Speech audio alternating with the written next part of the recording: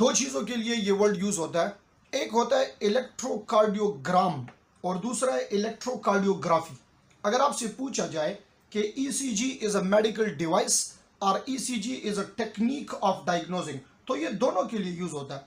अगर आप इसको इलेक्ट्रोकार्डियोग्राम, मसला इस जी में है, अगर आप जी के लिए ग्राम लिखते हैं तो ये फिर हमारे पास डिवाइस है इलेक्ट्रोकार्डियोग्राम, और अगर ये ग्राफी लिखते हैं electrocardiography, so then this is a technique.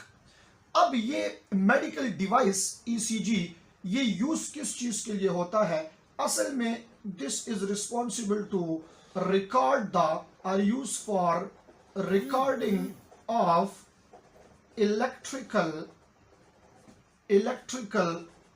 Activity of heart की इलेक्ट्रिकल एक्टिविटी को देखने के लिए, एग्जामिन करने के लिए, उसको रिकॉर्ड करने के लिए ये इलेक्ट्रोकार्डियोग्राफी जो है ये यूज होता है, इलेक्ट्रोकार्डियोग्राम का डिवाइस यूज होता है। अब इसके लिए दो इंफॉर्मेशन आपके पास होनी जरूरी है।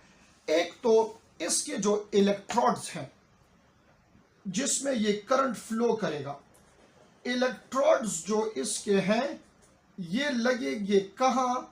स्किन ऑफ चेस्ट कैविटी, मुख्तलिफ पोजीशंस पे चेस्ट कैविटी के स्किन के ऊपर ये इसके इलेक्ट्रोड्स जो हैं ये लगाए जाते हैं। और दूसरी बात इंपॉर्टेंट ये है कि जब भी ये ईसीजी का टेक्निक होगा तो पेशेंट को लेटा के करेंगे, ठीक है? इसका टेक्निक ये जैसे भी होगा ये पेशेंट को लेटा के किया जाता है ताकि रेस्टिंग पोजीशन में हो, क्योंकि आपको पता है कि रेस्टिंग में और एक्सरसाइजिंग में हार्ट रेट जो है वो चेंज होता है। अगर एक बंदा एक्सरसाइजिंग पोजीशन में है तो हार्ट रेट इंक्रीज होगा, अगर रेस्टिंग पोजीशन में है तो हार्ट रेट डिक्रीज होगा। तो नॉर्मली जब ईसीजी का जो टेक्निक है ये जब परफॉर्म किया जाता है तो पेशेंट को लेटा के करते हैं, ठीक है? ये चीज़ आपने याद करनी है। अब एमसीक्यूज के लिए इंपॉर्टेंट पॉइंट, ये ईसीजी यूज किस चीज के लिए होती है, कौन कौन सी चीजें आप इस पे मॉनिटर कर सकते हैं, डिटेक्ट कर सकते हैं। तो इसको यूज किया जाता है, नंबर 1, सबसे पहले तो मेजर पॉइंट आप याद कर लें कि this is use to record the electrical activity of heart. Electrical activity of heart जो है इस पे इसको रिकॉर्ड करने के लिए। दूसरा इंपॉर्टेंट पॉइंट, हार्ट रेट जानने के लिए कि इस वक्त हार्ट बीट, इसका रेट हमारे पास क्या है। Number 3, this is use for arrhythmia. What is arrhythmia? The contraction and relaxation of heart. ये जो contraction and relaxation of heart होती है इसको देखने के लिए कि कंट्रैक्शन और रिलैक्सेशन पैटर्न नॉर्मल है या नहीं।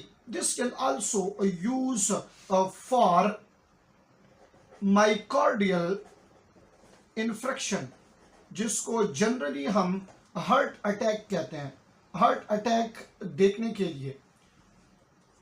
Another one, this is used for arterial enlargement. Arterial enlargement, अगर आर्टिकल अपने साइज से ज्यादा क्या हो जाए? एक्सपेंड हो जाए। This is also use for ventricular hypertrophies. Ventricular hypertrophies क्या है आपको पता है? This is enlargement of ventricle. जिस तरह आर्टिकल इनलार्जमेंट है इस तरह वेंट्रिकुलर इनलार्जमेंट भी हो सकता है। तो वेंट्रिकुलर इनलार्जमेंट को हाइपरट्रोपिस कहा जाता है। और बंडल ब्रांचेस को देखने के लिए, बंडल ब्रांचेस के इससे इंपल्स पास हो रहा है, ये ओपन है या क्लोज है, कहीं ब्लॉक तो नहीं है, ठीक है? बंडल ब्रांचेस ब्लॉकेज को देखने के लिए भी ये होता है। अब इलेक्ट्रिकल एक्टिविटी को मेजर करने के लिए ये मेथड इंतहाई आसान है। आपने 3 डिफ्लेक्शन नोट करनी होगी। देखें बहुत आसान है। ये लीड्स आपने लगाए हैं जो स्क्रीन के साथ अटैच है, वहां पे आपको एक्टिविटी ग्राफ की सूरत में दिख रही है। तो अगर ये इलेक्ट्रिकल एक्टिविटी, इसके ये सिग्नल, ये इलेक्ट्रिकल इंपल्स, अगर ये सिग्नल जा रहे हैं टूवर्ड द लीड तो इस पे होगी ग्राफ पे पॉजिटिव डिफ्लेक्शन। क्या होगी, पॉजिटिव डिफ्लेक्शन। अगर ये सिग्नल आपके जा रहे हैं अवे फ्रॉम लीड, अगर ये सिग्नल अवे है तो ये नेगेटिव डिफ्लेक्शन होगी। And the last one is dangerous. अगर ये सिग्नल जो है, if the signals are perpendicular, अगर सिग्नल्स परपेंडिकुलर है तो फिर इस पे जीरो यानी आइसो इलेक्ट्रिकल लाइंस इस पे बनेंगे।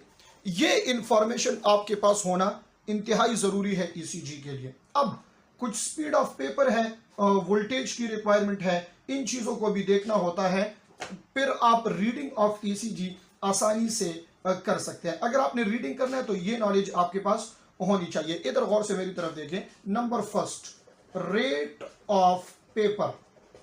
रेट ऑफ पेपर आपके पास क्या होगा? So this is about 25 millimetre, 25 millimetre पर सेकंड। ग्राफ जो बनेगा ना पेपर के ऊपर, तो 25 मिलीमीटर पर सेकंड होगा। अब इसमें आप देखें तो 1 मिलीमीटर का ग्राफ जो है ये ले लेता है 0.04 सेकंड, ठीक है। और अगर आप 5 मिलीमीटर के लिए देखें तो ये होगा 0.2 सेकंड। अब ये क्या है, 1 मिलीमीटर और 5 मिलीमीटर। याद रखें ये 1 मिलीमीटर इंडिविजुअल ब्लॉक के लिए है, वो आपने ग्राफ पेपर पे ब्लॉक्स देखे होंगे ना, ये इंडिविजुअल ब्लॉक के लिए है। और जो 5 मिलीमीटर है ये दो डार्क लाइनिंग के अंदर, जो वेंट्रिकल लाइंस होते हैं, दो डार्क लाइन के दरमियान में जो ग्राफ है 5 मिलीमीटर। अब इसके लिए वोल्टेज जो रिक्वायर्ड है, वोल्टेज वो कितनी होगी? 1 मिलीमीटर के लिए आपको जो वोल्टेज चाहिए होगी वो होगी 0.1 मिलीवोल्ट, 0.1 मिलीवोल्ट। फिर 5 मिलीमीटर के लिए जो वोल्टेज चाहिए होगी ये होगी 0.5 मिलीवोल्ट। और अगर आप 10 मिलीमीटर ग्राफ देख रहे हैं तो इसके लिए वोल्टेज चाहिए होगी 1.0 मिलीवोल्ट। क्लियर हो गई ये बात? ये नॉलेज आपके पास होना